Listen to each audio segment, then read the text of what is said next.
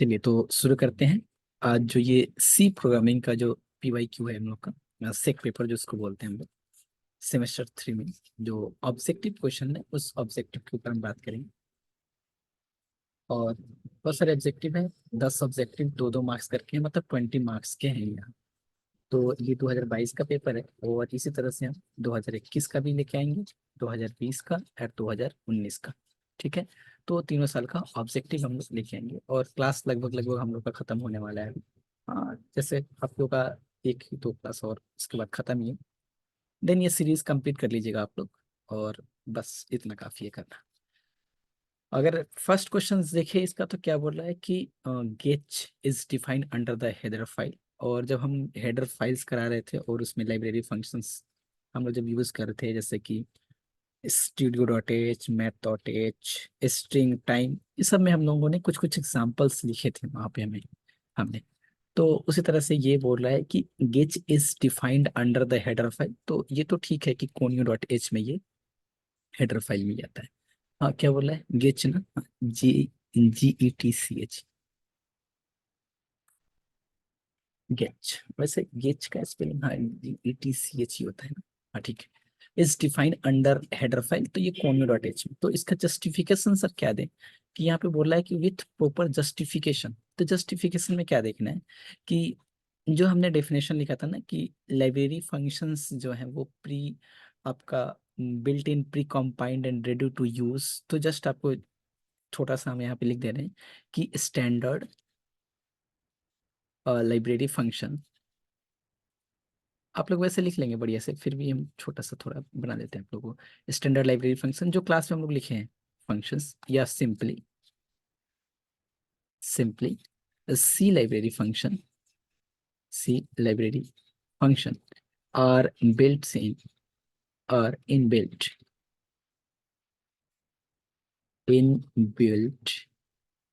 functions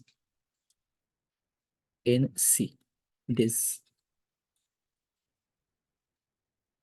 function are built in, pre-compiled and ready to use. These functions are built in, pre-compiled, pre-compiled and ready to use. Ready to use. Example में आप लोग लिख सकते हैं क्या? studio.h और conio.h का ही लिखिएगा। conio.h and his library functions and its library function। और क्लियर स्क्रीन भी इसमें आता है, CLS CR, 2-3 एग्जांपल लिख देंगे तो इसके लिए आपका ये काफी है, मतलब जस्टिफिकेशन। और भी तरह से जस्टिफिकेशन दे सकते हैं अपने हिसाब से। जो चीज़ हमने क्लास में लिखा है ना वहां से जस्ट थोड़ा सा पार्ट कि ये जो गेच है वो conio.h में आता है मेरा, जस्ट थोड़ा सा डिफाइन कर देना है कि कुछ हेडर फाइल्स है यूज इन सी प्रोग्रामिंग जो हम लोग प्रीडिफाइन यूज करते हैं हम लोग। जस्ट ये चीज लिख देना है। उसके बाद ये जो क्वेश्चन है हम लोग का, ये बढ़िया क्वेश्चन यहाँ से आउटपुट चल रहा है। देखिएगा कितना सारा प्रोग्रामिंग, हमने इतना सारा प्रोग्रामिंग किया ना, तो बहुत सारा यहाँ पे प्रोग्रामिंग से ही क्वेश्चन हो जाएगा। बहुत ही सिंपल सा लगेगा आप लोग को कि इसका आउटपुट क्या आने वाला है।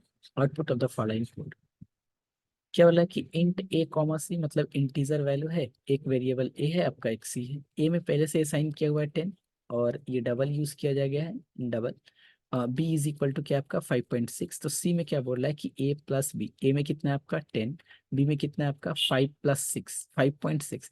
तो सी में क्या असाइन होगा? सी में असाइन होगा आपका 15.6। ठीक है। आप लोग को ध्यान होगा जब हम ऑब्जेक्टिव का सीरीज चला रहे थे, मतलब क्लास में जो कुछ हम लोग ऑब्जेक्टिव किए थे, तो यहाँ पे क्या बोल रहे हैं परसेंटाइल डी। प्रिंटफ फंक्शन का मतलब कि जो किस वैल्यू डिस्प्ले कर रहा है। परसेंटाइल डी का मतलब क्या होगा? मुझे एक इंटीजर वैल्यू चाहिए। इंटीजर वैल्यू से कहाँ से ले रहा है? ये सी से। बट सी में क्या हो गया? फ्लोट वैल्यू है। तो हमें इंटीजर वैल्यू प्रिंट करना है, यानी कि ये सी में क्या है मेरा 15.6 है। तो यहाँ से ये सिर्फ इंटीजर वैल्यू लेगा, तो इसका इंटीजर वैल्यू क्या है? 15 + 0.6 इस तरह से। तो ये इंटीजर वैल्यू प्रिंट करेगा और यहाँ पे ये मेरा आंसर क्या हो जाएगा? तो सर इसका आंसर हो जाएगा 50। इसका क्या करेंगे हम लोग? ड्राई रन करके दिखा देना है ऐसे ही इधर कि A C is equal to A plus D, या फिर परसेंटाइल डी, ये क्या करता है, एक इंटीजर वैल्यू हमें चाहिए, इसलिए यहाँ पे हमें इसका इंटीजर वैल्यू ही प्रिंट करेगा, C is equal to 15.6, therefore the integer value is 15, ऐसे जस्टिफिकेशन राइट इन करके देना है, जस्टिफिकेशन। और 2 नंबर से है, आपको आंसर ठीक करना है, जस्टिफिकेशन हल्का हल्का साइड में, ऐसा नहीं कि पूरा सॉल्व करने लगना है 5 मार्क्स के जैसा, नहीं, छोटा छोटा छोटा छोटा 2 मार्क्स में कर रहा है। अब ये बोल रहा है कि सी प्रोग्रामिंग बोल रहा है कि how many times will sec be printed in following program, ये कितना बार प्रोग्राम रन करेगा। बहुत ही सिंपल है sir, n is equal to 1 से स्टार्ट हो रहा है फॉर लूप, और कब तक चल रहा है ये, n इज इक्वल टू 1 से स्टार्ट हो रहा है और लेस और इक्वल टू 30 तक चल रहा है, 1 से स्टार्ट होके 30 तक चल रहा है। ड्राई रन कर लेना है कि sir n is equal to 1, तो प्रिंट क्या हो जाएगा आपका, कंडीशन ट्रू, यहाँ पे कंडीशन देख लेना है कि 1 लेस और इक्वल टू 30, तो कंडीशन सेक ए एक बार प्रिंट हो जाएगा, और इसी को कंटिन्यू कर देना है कि n is equal to 2, n is equal to 3, तो कितना टाइम्स ये प्रिंट होगा, तो 30 टाइम्स प्रिंट होगा। ड्राई रन करके यहाँ पे दिखा देना, या फिर फॉर लूप के बारे में कि for loop n is equal to 1, यानी कि initialization 1 and last condition is 30, therefore the program will be run या फिर कंपाइल 30 टाइम्स, ऐसे करके। 2 मार्क्स है, आपको आंसर टिक करना है, राइट में आपको जस्टिफिकेशन उसको पता चलना चाहिए कि हाँ ये कहीं से देख के नहीं लिखा है, जस्टिफिकेशन आपके सामने दिखना चाहिए, ठीक है। नेक्स्ट देखते हैं।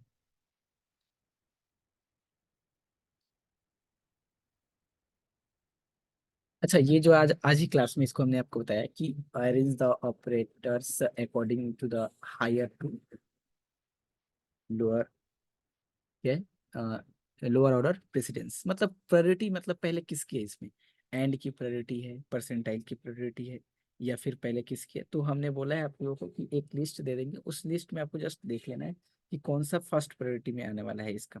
तो अगर इसका यहाँ पे अगर आंसर पूछे कि सर इसका यहाँ पे आंसर क्या होगा, तो सबसे पहले हमने डबल प्लस का प्रायोरिटी देंगे, तो एक अगर मिल गया ना डबल प्लस, तो बाकी देखिए इसमें देखिए 2 से स्टार्ट हो रहा है, खत्म, 1 से स्टार्ट हो रहा है, 3 से स्टार्ट हो रहा है, और ये कहाँ से स्टार्ट हो रहा है, 4 से स्टार्ट हो रहा है, मतलब इसका आंसर ये हो जाएगा। जो आज हमने लिखा है ना, ये प्रेसिडेंस का डेफिनेशन, वही डेफिनेशन आपको वहाँ पे यूज कर लेना है, लेकिन वो ज़्यादा बड़ा हो जाएगा, तो आप जस्ट यहाँ पे ये यूज कर लेंगे कि when two operands, two operands, two operators, माफ कीजिएगा, व्हेन टू ऑपरेटर्स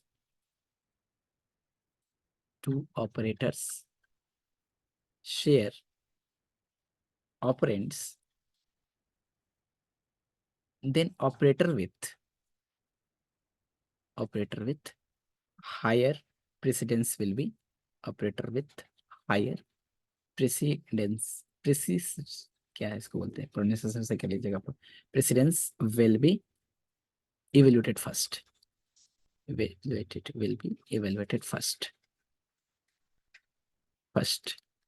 मतलब हमने आज इसका डेफिनेशन भी मैंने आज जस्ट लिखा है, मे बी कहीं इधर ही हुई है, ये अभी मैंने जस्ट थोड़ी देर पहले लिखा है ना इसको, यहीं पे लिखा था ना, इसमें लिखे थे, इसमें, हाँ, इधर, ये चीज अभी जस्ट हमने अपनी क्लास अभी इन आप लोग का, यहाँ पे मैंने लिखा है कि सी ऑपरेंट प्रेसिडेंस की in if more than one और one operator is involved in an expression, there is a predefined priority rule for operator in C language. This operator priority rule is referred to as operator precedence. तो ये चीज आप यहाँ पे लिख सकते हैं, और वहाँ पे जो फर्स्ट प्रायोरिटी है जो इसका, तो इसमें आपका प्रायोरिटी क्या हो जाएगा, डबल प्लस प्लस वाला, मैंने आज क्लास में भी इस बात को मैंने बताया आप लोगों को, तो डबल प्लस वाला से की स्टार्ट हो रहा है मेरा, और वो था, इधर क्या क्वेश्चन, इधर, हाँ वही था, ये 4 से स्टार्ट हो रहा था, तो इसको ऑप्शन टिक करना। अगला क्वेश्चन है कि how many time will be following loop execute, आप खुद देख रहे हैं यहाँ पे, ड्राई रन इसका करके दिखा देना है कि जे इज इक्वल टू 1 से लूप स्टार्ट होगा, कंडीशन चेक होगा कि क्या 1 लेस और इक्वल टू 10 है, बोलेंगे हाँ, तो ये आएगा लूप, एक बार ये प्रिंट एग्जीक्यूट करेगा, जो भी यहाँ पे प्रिंट करना हो तो ये एग्जीक्यूट करेगा लूप, ठीक है। और कंडीशन क्या हो रहा है कि j is equal to j-1, मतलब j क्या है, 1, 1 is equal to update, sorry ये अपडेशन है कि 1 इज इक्वल, ये अपडेट कैसे होगा, कि जे माइनस वन, मतलब वन माइनस वन क्या हो गया, मतलब जीरो। अब जे क्या हो गया, जीरो। तो फिर कंडीशन चेक होगा क्या। अच्छा थोड़ा सा और हम इसको एक्सप्लेन कर देते हैं। देखिए कि लूप स्टार्ट किधर से हो रहा है, क्या है, लूप स्टार्ट हो रहा है जे इज इक्वल टू वन से। कंडीशन चेक हो रहा है यहाँ पे कि वन इज लेस और इक्वल टू टू। तो आप बोलेंगे कि हाँ सर, तो एक बार लूप रन किया। अब जे अपडेट कैसे हो रहा है, अपडेट हो रहा है आपका जे माइनस वन, यानी कि पहले जे में क्या था, वन था, तो वन माइनस वन क्या हो गया, जीरो। तो अब फिर कंडीशन चेक होगा क्या, जीरो लेस और इक्वल टू टेन। आप बोलेंगे हाँ सर, फिर एग्जीक्यूट करेगा।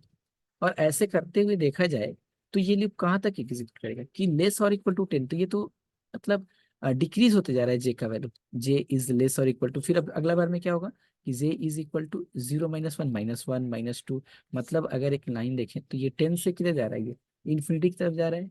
तो ये आपका लूप कहाँ तक रन करेगा, इन फॉर एवर, इन्फिनिटी तक रन करेगा। मतलब ये रन करके ड्राइव इन करके यहाँ पे दिखा देना है कि yes, loop executive for ever. अगर बोल रहा है कि the output of the following C code is, इसका आउटपुट बहुत ही सिंपल है sir, N is equal to two दिया हुआ है, N is equal to two. और के में क्या बोल रहा है, K is equal to plus plus N, plus N. इसका मतलब अभी आज रिवीजन भी कराए हमने ऑपरेटर्स का। तो प्लस प्लस एन का मतलब कि आ, पहले क्या करना है इसको, pre increment and then use. तो एन में क्या है हम लोग का, ट्रू है। तो प्री इंक्रीमेंट मतलब पहले इसको इंक्रीमेंट करना है, तो एन में इंक्रीमेंट करेंगे तो क्या हो जाएगा, थ्री हो जाएगा। तो थ्री और प्लस एन है ना यहाँ पे, एन प्लस एन मतलब plus three, plus three plus three क्या हो जाएगा, सिक्स। तो ऑप्शन क्या हो जाएगा मेरा, सिक्स हो जाएगा। अगला है क्या, what will be the output of the following sequence. इसका आउटपुट क्या आने वाला है भाई, देखिए बोला है कि एक्स, एक इक्वल टू का साइन, आज भी इसको रिवीजन करा है, एक्स इज इक्वल टू बोल रहा है क्या, Y double equal to Z. ध्यान रहे ये आपका क्या है, असाइनमेंट ऑपरेटर है। मतलब क्या होगा कि एक्स में ये वैल्यू असाइन होने वाला है, असाइनमेंट ऑपरेटर। और ये क्या आपका रेशनल ऑपरेटर। तो इसमें हम देखेंगे कि y इक्वल टू जेड, मतलब क्या y इक्वल टू जेड है। इसका मतलब सी प्रोग्रामिंग में डबल इक्वल टू का मतलब मैथमेटिक्स में एक वाले इक्वल टू का। तो five is equal to five, yes sir true है। तो ट्रू का मतलब वैल्यू क्या देगा, वन, यानी कि x में क्या साइन हो जाएगा, वन। तो मेरा आउटपुट क्या आ जाएगा, वन आ जाएगा। ठीक, जस्ट आपको लिखना है कि ये आपका असाइनमेंट ऑपरेटर है, ये आपका रेशनल ऑपरेटर है। यहाँ पे ये चीज ट्रू है कि five is equal to five, true. Just ये जस्टिफिकेशन में आपको एकदम बस 2 मार्क्स के लिए जस्टिफिकेशन में ही देना है कि yes five is equal to five, true, therefore output is one, gives one, ऐसे। ठीक है, अगला क्या है हम लोग का, ये वाला क्या बोल रहा है कि maximum number of elements in the array declaration A58। कितना सिंपल सा question, maximum number of elements मतलब क्या, अगर एक मैट्रिक्स हम लिखते हैं तो ये two four two five six one. तो इसमें कितना एलिमेंट है, एक दो तीन चार। अगर इसको ऐसे देखते हैं तो क्या कर सकते हैं, दो रो और दो कलम मल्टीप्लाई कर देंगे तो कितना आ जाएगा, फोर, है ना, इस तरह से। तो इसमें कितना बोल रहा है कि इसका ये वाला कौन सा साइज होता है, this is row size, row size. और ये क्या है आपका column size, COLUM, column size. Therefore number of elements क्या होता है हम लोग का, number of elements row into column, row into column. यानी कि रो कितना है फाइव, कॉलम कितना है एट, कितना आ जाएगा 40। आप चाहें तो इसको ऐसे भी लिख सकते हैं, मैंने इसको यहाँ पे थोड़ा सा लिखा था इसको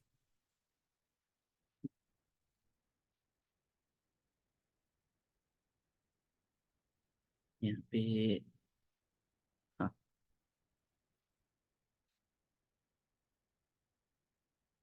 हाँ जस्ट ये वाला भी यूज कर सकते हैं कि for the given array declaration into A58 is equal to rows into column, five into eight is equal to 40। चलिए अगला देखते हैं,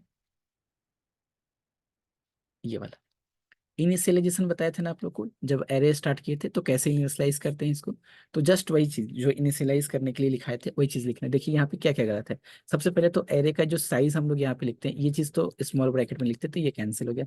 एक ओपन और एक क्लोज ऐसे भी नहीं लिखते हैं। अच्छा ये दोनों में से कुछ हो सकता है, अभी दो का प्रोबेबिलिटी बन रहा है। अच्छा इस तरह से हमने नहीं बताया था इनिशियलाइज करने के लिए, तो ये भी कैंसिल हो गया। तो आंसर क्या हो जाएगा, ये वाला हो जाएगा। तो ये तीन कट गया और एक मेरा ये आंसर हो गया। तो करना क्या है हम लोग को, जो चीज हमने इनिशियलाइज में दिखाया था, this is the array name, ये आपका टाइप, जो चीज सिंटेक्स लिखाए थे वो सिंटेक्स लिखना है, नेम लिखना है, ये इसका आपका साइज हो गया। एंड इनिशियलाइजेशन हम लोग स्मॉल ब्रैकेट में लिखते हैं। जस्ट वही चीज आपको यहाँ पे नोट कर देना है, जो चीज हम लोग एरे इनिशियलाइजेशन जब क्लास स्टार्ट किए थे जब किए थे। ठीक, आई जी नेक्स्ट देखते हैं।